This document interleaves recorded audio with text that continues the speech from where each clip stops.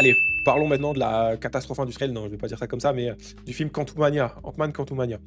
Je vais le mettre dans claqué au sol.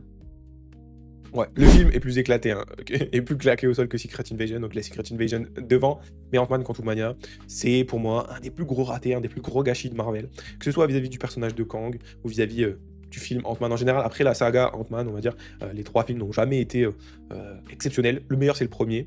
Après, c'est un peu, voilà, il y a la découverte, etc., mais il était quand même pas mal.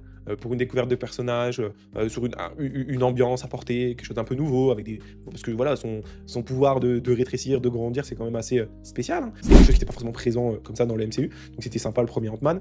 Le deuxième, déjà, on décline un petit peu. Et là, c'est encore pire. Hein.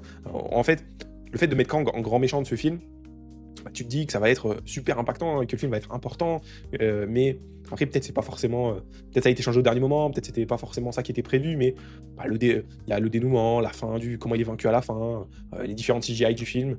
On va pas reparler de MODOK encore une fois, hein, mais bon, MODOK dans le film, voilà, ça c'était catastrophique.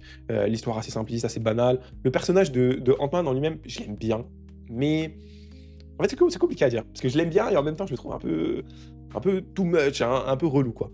Donc c'est assez bizarre et c'est pour ça que j'ai une relation avec ce film un petit peu ambiguë, un petit peu bizarre, parce qu'en même temps, je trouve qu'il y a des choses qui peuvent être sympas, en fait, j'aime beaucoup de base le personnage, son pouvoir, ce qui peut être fait avec, et cetera et ici, donc arrivé dans le royaume quantique, il y a des choses pas trop mal avec, les créatures qui peuplent ce royaume, les différents petits personnages qu'on peut être amené à voir, au fur et à mesure dans le film.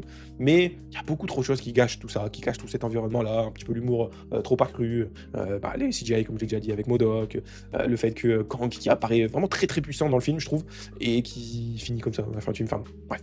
Voilà. Donc moi, personnellement, je le mets dans claqué au sol. N'hésitez pas à vous me donner vos argumentaires parce que je sais qu'il y a des personnes qui ont aimé ce film-là.